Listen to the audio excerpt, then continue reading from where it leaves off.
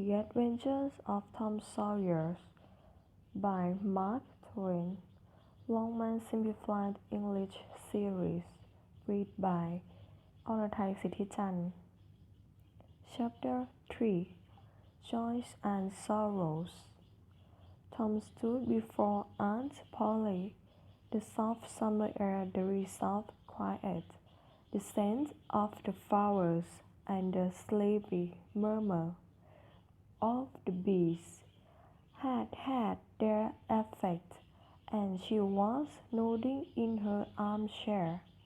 Her spectacles were up, and her grey head for safety. She thought that Tom had deserted long ago, and she wanted to see him place himself in her power again in this bold way. "May I go out and play now, Auntie?" he said. "What, already? How much have you done?" "It's all done, Auntie." "Tom, don't lie me. I hate lies." "I'm not lying, Auntie. It is all done."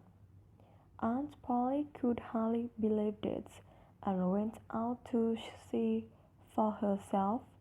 She would have been content to find a quarter of Tom's statement too. When she found the entire fence whitewashed, and not only whitewashed, but carefully cut and recoated, she gasped with astonishment.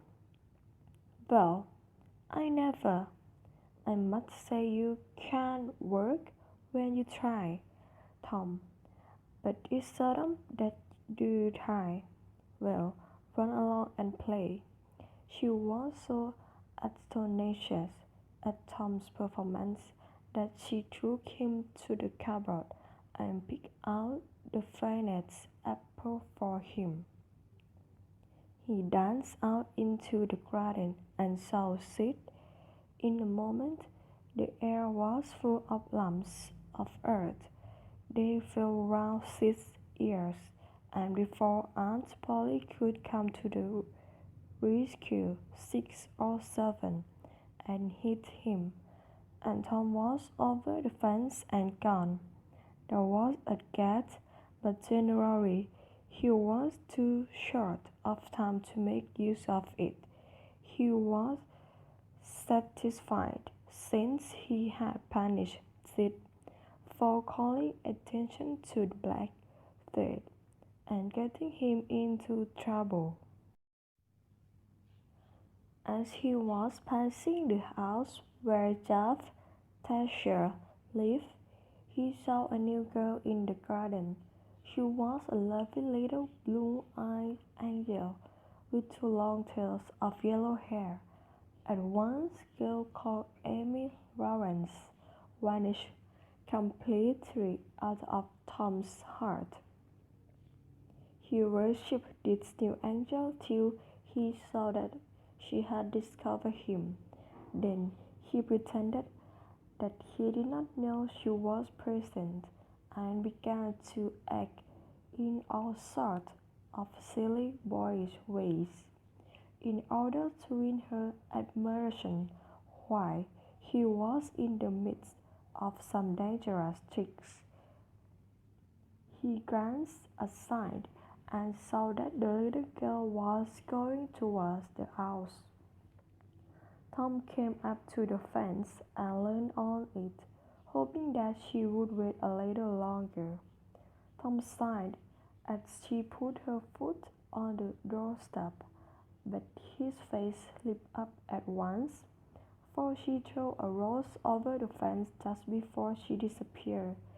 The boy ran around, picked up his treasure, and buttoned it inside his coat next to his heart. Or next to his stomach, possibly, for he was not quite sure where the one began and the other ended. All through supper he was so gay that his aunt wondered why. She scolded him for throwing lumps of earth at Sid, but he did not seem to mind in the least. He tried to steal sugar under his aunt's very nose, and got a tap on his fingers with a spoon. "Aunt, you don't hiss it when he takes sugar," he said. "Well, Sid doesn't worry me as you do. You would be always stealing sugar if I did not watch you." Sid smiled in a self-satisfied way, and when the old lady went into the kitchen, he reached for the sugar basin, but his fingers slipped, and the basin dropped and broke. Now it was Tom's turn to smile, but he controlled his tongue and kept silent. He said to himself that he would not say a word, even when his aunt came in, but would sit perfectly still till the asked who had broken the basin. Then he would tell, and it would be delightful to see that model boy get a good beating.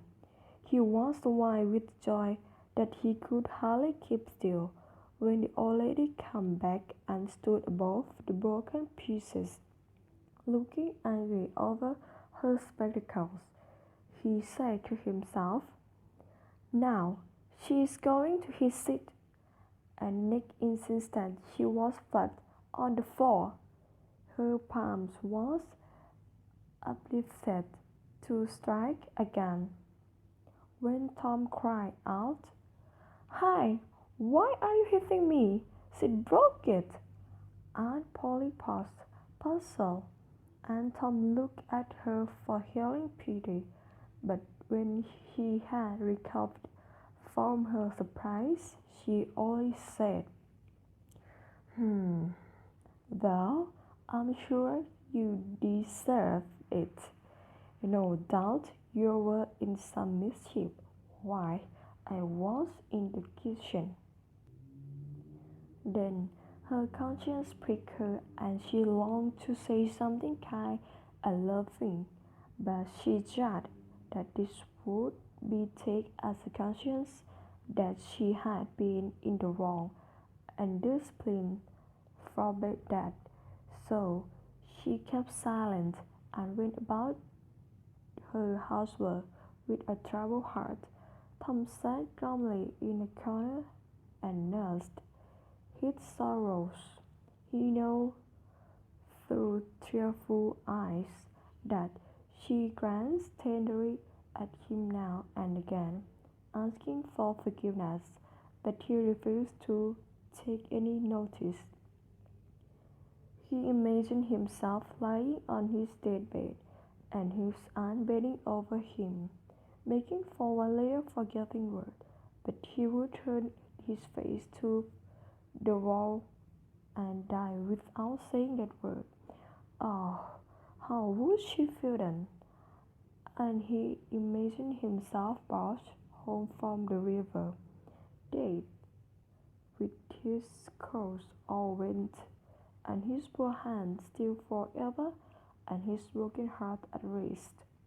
She would throw herself upon him, and her tears would fall like rain. She would pray God to give her back her boy, and promise she would never, never ill-treat him any more. But he would lie there, cute and pale, and make no sign. Poor little sufferer!